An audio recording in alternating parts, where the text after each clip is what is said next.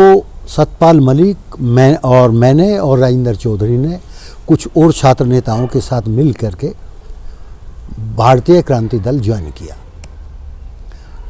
और उसके बाद 74 में फिर सतपाल मलिक को बागपत से एमएलए का टिकट चौधरी साहब ने दिया और वो 1974 में पहली बार विधायक बने। मैं 1980 में लड़ा। आप 80 में लड़े? हाँ। तो संजय गांधी और बंसीलाल जी आए और आके उन्होंने सारी भीड़ को तो अलग कर दिया। डीएम, एसएसपी, डीआईजी, कमिश्नर 4 लोगों से बात करी, पूछी कितनी सीटें मेरठ जिले में। अक्सर 11 में से 9 चाहता हूँ, क्या करना कैसे करना ये तुम्हारे विवेक पे छोड़ता हूँ। और फिर रिजल्ट यही हुआ कि 9 सीटें कांग्रेस जीती और 2 सीटें भारतीय क्रांति दल जीती। मतलब वीरेंद्र वर्मा को और हर एक समाज के से, गुर्जर समाज से रामचंद्र विकल को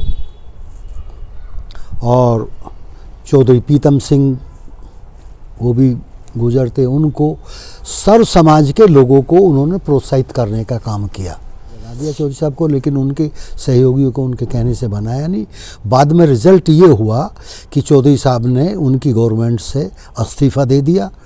इस्तीफ़ा देने के साथ ही 17 एमएलएज ने उनके साथ पार्टी छोड़ी और फिर सोशलिस्ट पार्टी ने भी, जनसंघ ने भी सर्वदलीय पार्टी संवित सरकार का गठन हुआ। उसके मुख्यमंत्री चौधरी साहब बने और इतनी चमक और इतनी बड़ी शख्सियत थी पंडित जवाहरलाल नेहरू की उस टाइम पे कि उनके प्रस्ताव का विरोध करना तो बहुत बड़ी बात थी। उनसे निगाह मिलाने की हिम्मत नहीं होती थी नेताओं की। और हमें इस बात का गर्व है कि हमारे नेता चौधरी चरण सिंह जी ने नागपुर अधिवेशन में कोऑपरेटिव फार्मिंग का विरोध किया और विरोध करके ये सिद्ध कर दिया कि हिंदुस्तान में अगर कोऑपरेटिव फार्मिंग लागू करी गई तो वो देश के हित में नहीं होगी। किसान नाम की कोई बिरादरी नहीं होती। अगर आज देश में किसान है, किसान नाम की कोई बिरादरी है, तो वो सिर्फ और सिर्फ चौधरी चरण सिंह जी की बदौलत है। नमस्कार। इस वक्त मैं जिन शख्सियत के साथ हूँ वो भारत रत्न पूर्व प्रधानमंत्री चौधरी चरण सिंह के बहुत करीबी रहे और छात्र राजनीति से राजनीतिक जीवन की शुरुआत की। वेस्टर्न यूपी के सबसे प्रतिष्ठित मेरठ कॉलेज मेरठ के छात्र संघ अध्यक्ष चुने गए और पूर्व गवर्नर सत्यपाल मलिक के आप सहपाठी रहे। जिस वक्त मेरठ ज़िले का दायरा हापुड़, गाज़ियाबाद और बागपत तक था, इन ज़िलों का अस्तित्व नहीं था, ये मेरठ का हिस्सा थे। आप उस वक्त जनता पार्टी के जिलाध्यक्ष रहे और जनता पार्टी के वेस्टर्न यूपी के अध्यक्ष भी रहे। आप लगातार 2 बार विधान परिषद में गए और चौधरी चरण सिंह आपके ऊपर बेहद भरोसा करते थे। एक राजनीतिक सहयोगी के तौर पर आपने लंबे समय चौधरी साहब की सियासत को करीब से देखा, उनके व्यक्तित्व को देखा, उनके व्यक्तित्व की उन खूबियों को करीब से जाना जिनके दम पर वो किसानों के महान नेता बने, उत्तर प्रदेश के मुख्यमंत्री बने, देश के उप प्रधानमंत्री बने, गृह मंत्री बने और प्रधानमंत्री बने। हम इन सारे सवालों पर आपसे बात करेंगे और ये जानने की कोशिश करेंगे कि ऐसा करिश्माई व्यक्तित्व चौधरी साहब का वो कैसे बना। एक साधारण किसान का बेटा, हापुड़ ज़िले में उनका गांव पड़ता है, नूरपुर पहले गाज़ियाबाद का हिस्सा था। वहाँ एक छोटे से किसान के घर में जन्म होता है उनका और कोई ज़मीन उनके पास नहीं बचती। बाद में जिस वक्त वो प्रधानमंत्री थे उस वक्त भी उनके पास ज़मीन नहीं थी, उनके खाते में कोई बड़ा बैंक बैलेंस नहीं था, एक पुरानी कार थी। सर, आपका हमारे चैनल पर स्वागत है। धन्यवाद। एक लंबी राजनीतिक यात्रा आपकी और उसमें एक बड़ा हिस्सा चौधरी साहब के साथ। आप लगातार 9 बार चौधरी चरण सिंह से लेकर चौधरी अजीत सिंह जी तक आप लगातार 9 बार चीफ इलेक्शन एजेंट रहे उनके और चुनाव प्रभारी भी रहे आप। तो इतना भरोसा एक तो आपने कैसे जीता चौधरी साहब का?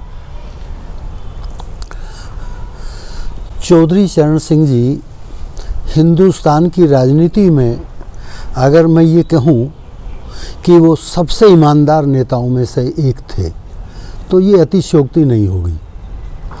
चौधरी चरण सिंह जी के पूरे राजनीतिक जीवन में वो 1937 में सबसे पहले विधायक बने छपरौली से, और 1937 से लेकर 1987 तक मेंबर पार्लियामेंट रहे। वो 2 बार उत्तर प्रदेश के मुख्यमंत्री, फिर सेंट्रल में गृह मंत्री, फाइनेंस मिनिस्टर, उप प्रधानमंत्री और प्रधानमंत्री के पद तक रहे। लेकिन उनकी एक खासियत रही कि कभी भी चौधरी चरण सिंह जी ने अपने पूरे जीवन में पूंजीपतियों से पैसे लेकर के ना तो पार्टी का संचालन किया और ना पार्टी के लोगों को चुनाव लड़वाया। चौधरी चरण सिंह जी किसानों से, गांव के रहने वाले गरीब लोगों से पार्टी के लिए चंदा लेते थे, उसी से ही पार्टी चलाते थे और उसी से ही जो उम्मीदवार पार्टी के एमएलए एमपी के होते थे उनकी मदद करते थे। और चौधरी चरण सिंह जी जिले वाइज 5 रुपये से लेकर के 1000 रुपये तक के कूपन अपने सिग्नेचरों से छपवाते थे और जिले वाइज उनको डिस्ट्रीब्यूट करके सब गांव-गांव जाके किसानों से, मज़दूरों से, आम लोगों से चंदा इकट्ठा करके चौधरी साहब की पब्लिक मीटिंग करके उनको भेंट करते थे। नहीं सर, मैं आपसे जानना चाहता हूँ कि चंदा तो पैसे वाले लोगों से लेना चाहिए था, वो गरीबों से लेते थे। हाँ, वो ये मानते थे अगर मैं पूंजीपतियों से पैसे लेकर राजनीति करूँगा तो मुझे फिर पूंजीपतियों के पक्ष में ही नीति बनानी पड़ेगी, उनके पक्ष में। तो इसलिए वे चाहते थे अगर मैं किसान परिवार में पैदा हुआ हूँ, गांव में पैदा हुआ हूँ, तो मुझे गांव, गरीब, किसान, मजदूर का हित उनके लिए प्राथमिकता रहती थी। उनका हित देखना मेरे लिए ज़रूरी है। नहीं तो अगर मैं पूंजीपतियों से पैसा लूँगा तो फिर पॉलिसीज़ प्रभावित हो करने की कोशिश करेंगे पूंजीपति लोग और मैं उनकी बात को नहीं मानूंगा। पहली बार आप उनके चीफ इलेक्शन एजेंट कब बने थे? मैं पहले बना 1977 में सिवाल विधानसभा क्षेत्र का, और उसके बाद 2 पार्लियामेंट का मैं बना बागपत लोकसभा का। तो उस वक्त कितने पैसे में चुनाव हो गया था चौधरी साहब का लगभग? चौधरी चरण सिंह जी कभी भी चुनाव में 1 रुपया भी उनका खर्च नहीं हुआ। जिस विधानसभा के क्षेत्र जो स्थानीय नेता होते थे वे आपस में बैठ कर के और कंट्रीब्यूट करते थे। आम लोगों से जो जिसकी श्रद्धा होती थी उनसे पैसा लेते थे और वो ही खर्च करते थे। मेरे ख्याल से जो सीमा होती थी चुनाव के खर्चे की वो भी खर्च नहीं होती थी। और सभी पांचों की पांचों विधानसभा के जो स्थानीय नेता और कार्यकर्ता होते थे वे सब आपस में कंट्रीब्यूट करके और लोगों से मिनिमम जो जिसकी श्रद्धा होती थी वो लेके उनका चुनाव लड़वाते थे और चुनाव भी वो जीत जाते थे और जो बचता था वो पार्टी फंड में वापस दे देते थे। अच्छा, बचपन में उनके परिवार के पास जो ज़मीन थी, हाँ जी, जो वहाँ के स्थानीय जो रजवाड़ा था जिससे उन्होंने ली हुई थी वो, हाँ जी, एक तरह से लीज पे, हाँ जी, तो वो भी छिन गई ज़मीन और फिर उनका परिवार शिफ्ट हो गया मेरठ के भूपगढ़ी में। तो यहाँ से प्रधानमंत्री तक का जो सफ़र है, एक ऐसे परिवार का एक ऐसा बेटा जिसके पास कोई आर्थिक विरासत, राजनीतिक विरासत नहीं है, कोई पुराने एसेट्स नहीं हैं, घर ठीक से चलने की स्थिति नहीं है, तो वो किसानों का इतना महान नेता कैसे बना, वो कैसे बने चौधरी साहब? ये इस सफ़र के बारे में हमें थोड़ा बताइए कि वो उनके व्यक्तित्व की कौन सी खूबियाँ थी जिन्होंने उनको चौधरी चरण सिंह बनाया। चौधरी चरण सिंह जी 1902 में नूरपुर गांव की नूरपुर मढ़ैया में पैदा हुए और वहाँ पैदा होने के बाद उनके पिताजी की आर्थिक स्थिति अच्छी नहीं थी, तो वहाँ उनका कुछ परिवार नूरपुर में रहता था, कुछ भूपगढ़ी में रहता था। उनके परिवार के लोगों ने चौधरी साहब को भूपगढ़ी जानी के पास है, वहाँ उनको भेज दिया प्राथमिक शिक्षा प्राप्त करने के लिए। और चौधरी साहब जानी में रह के 5वीं तक की शिक्षा प्राप्त की। उसके बाद वो गवर्नमेंट इंटर कॉलेज मेरठ में इंटर। आपका गांव भी करीब पड़ता है? हाँ, उनके गांव से हमारा गांव मुश्किल से 2-3 किलोमीटर है जी। तो पड़ोसी गांव के हमारे रहे, हमारे बाबा जी वगैरह के उनके सबसे पारिवारिक संबंध रहते थे। जी जी। तो वहाँ प्राइमरी शिक्षा वहाँ प्राप्त करी थी। जीआईसी गवर्नमेंट इंटर कॉलेज से उन्होंने इंटर पास किया, मेरठ से? मेरठ से जी। उसके बाद ग्रेजुएशन।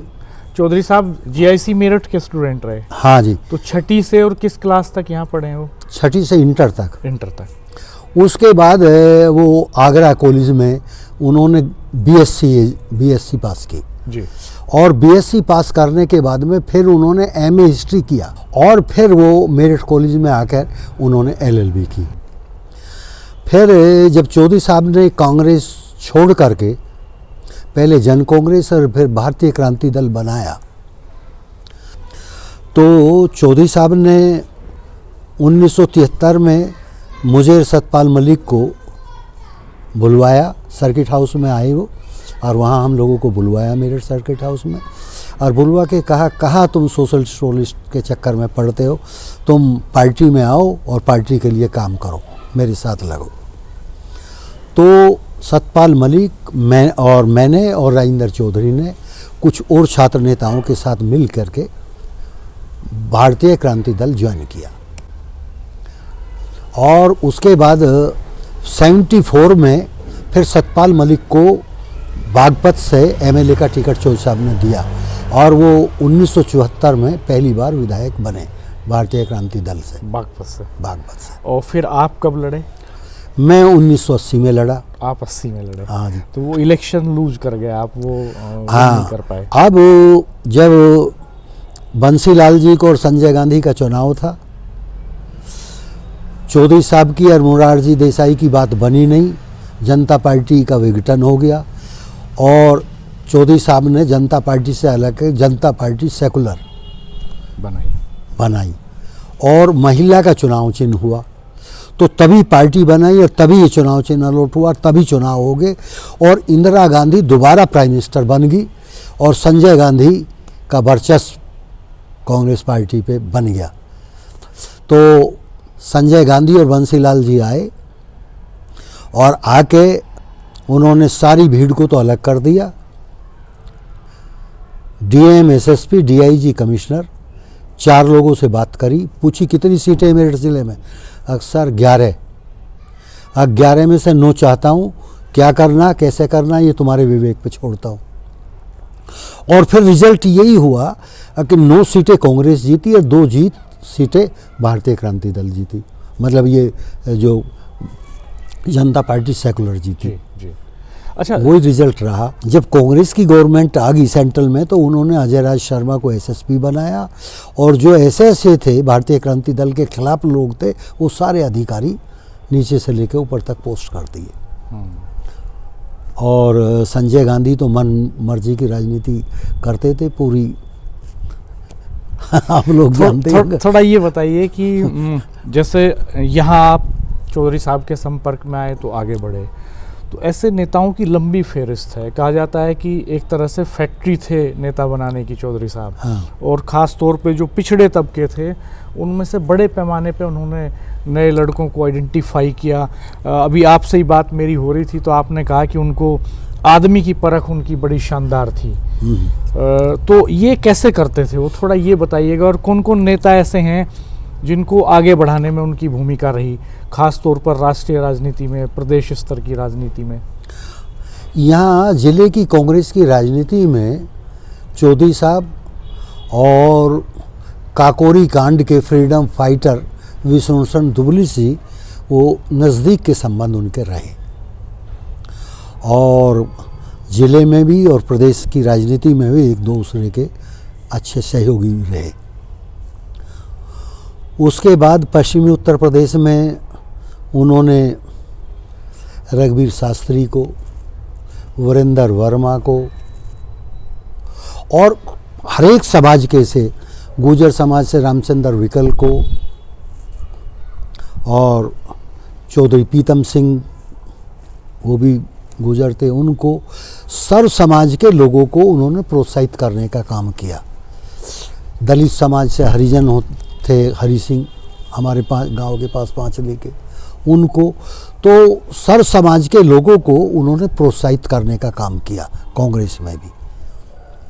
और वो चौधरी साहब जब सीबी गुप्ता की गवर्नमेंट बनी तो चौधरी साहब जयराम वर्मा कुर्मी थे फैजाबाद ज़िले के, उनको कैबिनेट में चाहते थे। और एक उदित नारायण शर्मा थे, उनको कैबिनेट में चाहते थे। यादव समाज से थे वो एक और थे पुराने लीडर, उनको चाहते थे। तो गुप्ता जी ने माने नहीं उनके कहने से, कोई भी उनको मंत्री बना दिया चौधरी साहब को, लेकिन उनके सहयोगियों को उनके कहने से बनाया नहीं। बाद में रिजल्ट ये हुआ कि चौधरी साहब ने उनकी गवर्नमेंट से इस्तीफ़ा दे दिया। इस्तीफ़ा देने के साथ ही 17 MLAs ने उनके साथ पार्टी छोड़ी और फिर सोशलिस्ट पार्टी ने भी, जनसंघ ने भी सर्वदलीय पार्टी संवित सरकार का गठन हुआ। उसके मुख्यमंत्री चौधरी साहब बने 1967 में। एक ये कहा जाता है चौधरी साहब के बारे में, उस समय मीडिया लिखता भी था कि वो कुलीन वर्ग के, कुलीन किसानों के, कुलिक किसानों के नेता थे। ये बात 100% झूठ है। चौधरी साहब ने तो जिम्मेदारी का खात्मा करके बड़े बड़े किसानों से और जिम्मेदारों से ज़मीन लेके गरीब लोगों को और आम किसानों को देने का काम किया। जिम्मेदारी खात्मा का जितना सफल प्रयोग चौधरी चरण सिंह जी की वजह से उत्तर प्रदेश में हुआ, इतना किसी भी राज्य में नहीं है। आज सीलिंग 12.5 एकड़ से ज़्यादा एक आदमी के नाम पे ज़मीन नहीं हो सकती, ये कानून चौधरी साहब ने ही बनाया और आज किसी के पास नहीं है एक नाम पे 12.5 एकड़ से ज़्यादा ज़मीन। तो ये चौधरी साहब ने किया। तो उन्होंने तो बड़े बड़े जिम्मेदारों से और बड़े बड़े पूंजीपतियों से ज़मीन लेकर के आम लोगों को देने का काम किया। 100% झूठ है ये। वो तो हमेशा छोटे किसानों के हिमायती रहे। आमतौर पर अंग्रेजी मीडिया उस वक्त उनके बारे में लिखता था जाट लीडर। हाँ जी। और वो कई बार ये कहते भी थे कि अगर मीडिया मेरी तारीफ़ करना शुरू करे तो समझो मैं गलत ट्रैक पे चला गया। हाँ जी। ये क्या कहानी थी? मीडिया के साथ उनकी अनबन क्यों रहती थी? ये है एक, जितने भी ये बड़े बड़े अखबार हैं इनको सबको पूंजीपति चलाते थे। और चौधरी साहब का ये कहना था कि जब ये मेरी तारीफ़ करेंगे और तो फिर ये भी चाहेंगे कि भाई कुछ ना कुछ उनकी भी मदद हो। लेकिन चौधरी साहब ने ये कभी स्वीकार नहीं किया।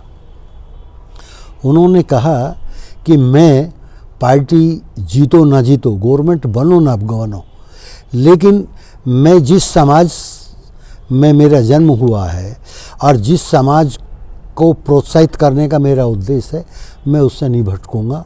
और मैं इसीलिए वो ये कहते थे कि जब मैं पूंजीपतियों की तारीफ़ करने लगूंगा और उनके हक में बोलने लगूंगा तो आप लोग ये समझ जाना कि मैं उनसे प्रभावित होकर मैं अपने रास्ते से भटक गया हूँ। ये पब्लिक मीटिंग में बोलते थे, भाषण में बोलते थे और कभी नहीं किया, इसलिए ये किला। अब आपको मैं बताता हूँ, जब देश के पहले प्रधानमंत्री बने पंडित जवाहरलाल नेहरू और उन्होंने जो कोऑपरेटिव फार्मिंग देश में लागू करने का प्रस्ताव नागपुर अधिवेशन में रखा और इतनी चमक और इतनी बड़ी शख्सियत थी पंडित जवाहरलाल नेहरू की उस टाइम पे कि उनके प्रस्ताव का विरोध करना तो बहुत बड़ी बात थी। उनसे निना मिलाने की हिम्मत नहीं होती थी नेताओं की। और हमें इस बात का गर्व है कि हमारे नेता चौधरी चरण सिंह जी ने नागपुर अधिवेशन में कोऑपरेटिव फार्मिंग का विरोध किया और विरोध करके ये सिद्ध कर दिया कि हिंदुस्तान में अगर कोऑपरेटिव फार्मिंग लागू करी गई तो वो देश के हित में नहीं होगी। और ये बड़प्पन था पंडित जवाहरलाल नेहरू जी का कि उन्होंने अपना प्रस्ताव वापस लिया और देश में कोऑपरेटिव फार्मिंग लागू नहीं हो पाया। अगर कोऑपरेटिव फार्मिंग लागू हो जाती तो आज हिंदुस्तान में किसान नाम की कोई चीज़ ही नहीं होती, किसान नाम की कोई बरादरी नहीं होती। अगर आज देश में किसान है, किसान नाम की कोई बरादरी है, तो वो सिर्फ और सिर्फ चौधरी चरण सिंह जी की बदौलत है। और जहाँ तक जात बरादरी का सवाल है, ये भी आरोप निराधार था।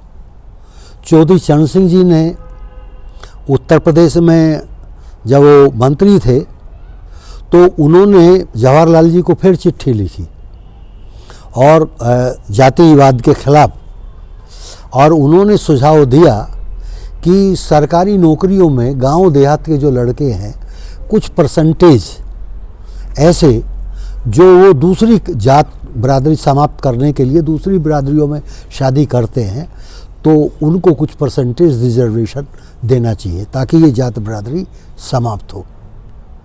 तो जात बरादरी उनमें कभी रही नहीं। वो तो उनकी बरादरी थी किसान बरादरी, उनकी बरादरी थी गांव में रहने वाले गरीब लोगों की बरादरी।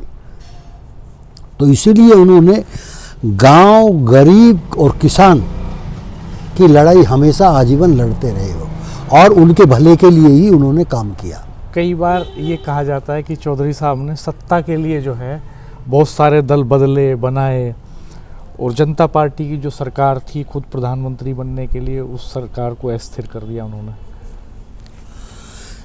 ये भी बात सरासर गलत है। चौधरी साहब ने अपने सम्मान से समझौता नहीं किया। उन्होंने अपने राजनीतिक जीवन में जब भी कुछ उनके सहयोगियों ने उनको अपमानित करने का काम किया, तभी उन्होंने सत्ता से ठोकर मान के उनके खिलाफ बगावत करने का काम किया। कांग्रेस जब छोड़ी तब भी जब चौधरी साहब के किसी भी सहयोगी को उनके कहने से, उनके सुझाव पे मंत्रिमंडल में नहीं लिया गया। जो पॉलिसीज वे चाहते थे लागू करना उनको नहीं माना गया, तो और उनको अपमानित करने का प्रयास रहा, तो तब उन्होंने कांग्रेस छोड़ करके भारतीय क्रांति दल बनाने का काम किया। सेंट्रल गवर्नमेंट में जब मोरारजी देसाई ने उनकी उपेक्षा करने की कोशिश किया और उनकी पूरे उत्तरी भारत में चौधरी चरण सिंह की राजनीति इतनी विकसित हो सकी थी, जब अब जिसका भी हाथ उठा करके उन्होंने कह दी कि ये हमारा जनता पार्टी का उम्मीदवार, इसको जिता दो, उसी को जिता दिया। कई बार तो उन्होंने अपने अब और ज़्यादा एमपीज, दक्षिण से कम एमपीज आए, और यहाँ उत्तरी जब जनता पार्टी बनी तो दक्षिण भारत की जिम्मेदारी मोरारजी देसाई को दी गई, उत्तरी भारत की चौधरी चरण सिंह को दी। चौधरी चरण सिंह जी के सहयोग से ज़्यादा एमपी जीत के आए और उनके से कम, फिर भी मोरारजी देसाई को बना दिया, उसको उन्होंने स्वीकार किया। बनाने के बाद उन्हें गृह मंत्री बनाया और फिर अपमानित करना शुरू कर दिया। उन्होंने सत्ता में ठाकुर मार करके और बगावत करने का काम किया, किसी स्वार्थ के कारण नहीं किया। अच्छा, ये आप बताइए कि बागपत में ऐसा क्या था, बागपत में ऐसा क्या जादू किया चौधरी साहब ने कि वहाँ के लोग उनके दीवाने हो गए। रहने वाले वो नूरपुर के, उनका जो गोत्र है तेवतिया, उस गोत्र का कोई गांव बागपत में नहीं है। हाँ जी। और वो लंबे समय जीतते चले आए, और छपरोली तो आज तक अजेय है।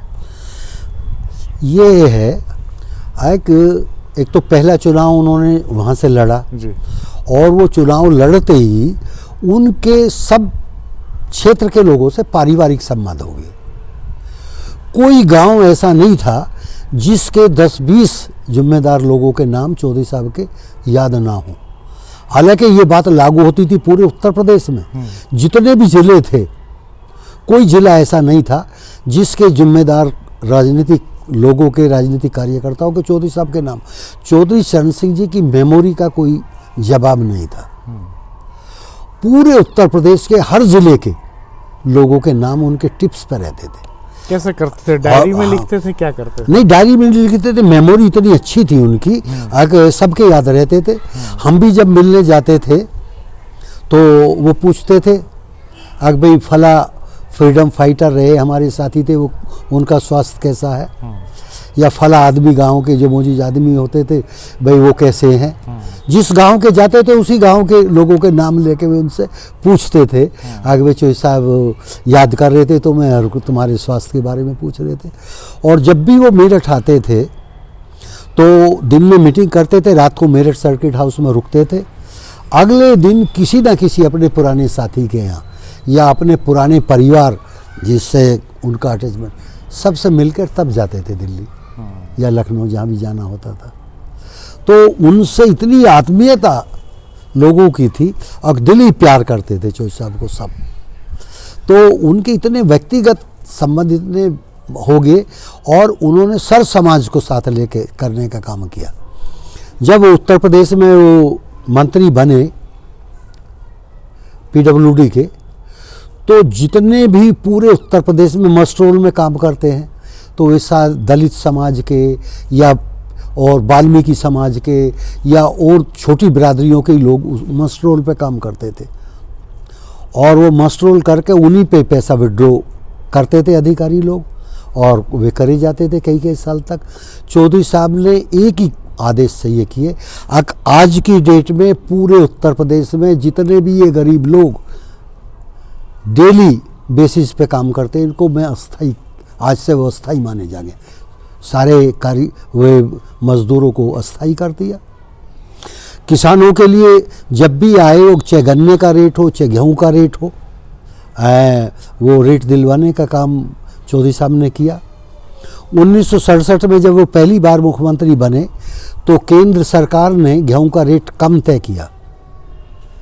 तो चौधरी चरण सिंह जी ऐसे पहले मुख्यमंत्री है हिंदुस्तान की राजनीति में जिन्होंने केंद्र सरकार के गेहूं का रेट तय करे हुए को मानने से मना कर दिया और ज़्यादा रेट दे करके लेवी पे गेहूं खरीदने का काम किया। ऐसे ही जब जनता पार्टी की सरकार बनी, मोरारजी देसाई से ये भी कारण रहा उनके मनमुटाव का, तो उन्होंने कहा कि जो रेट आप दे रहे हो वो किसानों के लिए उचित नहीं है। मोरारजी देसाई नहीं माने और गन्ने का रेट बहुत डाउन हो गया। उसमें भी विरोध किया, हम लोगों ने धरना भी दिया प्राइम मिनिस्टर के यहाँ जनता पार्टी में रहते हुए भी, और चौधरी साहब कैबिनेट में उन्होंने ये सवाल उठाया, लेकिन मोरारजी देसाई नहीं माने, किसानों की दुर्दशा होगी। लेकिन उसके बाद जब जनता पार्टी से अलग होकर चौधरी साहब प्राइम मिनिस्टर बने, वही गन्ना जो 4 रुपये क्विंटल बिक रहा था 40 रुपये क्विंटल बिकने लगा। उन्होंने चीनी का आयात बंद किया, चीनी का निर्यात किया और किसानों को उचित रेट मिलने गन्ने का रेट दिया। तो कभी भी किसानों के मामले में चौधरी साहब ने कभी कोई समझौता नहीं किया, चाहे सत्ता में रहे या सत्ता से अलग रहे। चौधरी साहब की अपने नेताओं से बहुत कम बनी। जैसे पंत साहब से तो उनकी ठीक ठाक बनी, जीवी पंत जी से, लेकिन उसके बाद सीबी गुप्ता जी हों चाहे संपूर्णानंद जी हों या फिर सेंटर में आ गए तो मोरारजी देसाई हों। नहीं, अब सीबी गुप्ता पूंजीपतियों को रिप्रेजेंट करते थे और चौधरी साहब किसानों को करते थे, तो कैसे बात बनती। वो चाहते थे किसानों के हित में पॉलिसी बने, गुप्ता जी चाहते थे पूंजीपतियों के पक्ष में पॉलिसी बने, तो विरोधाभास स्वाभाविक है।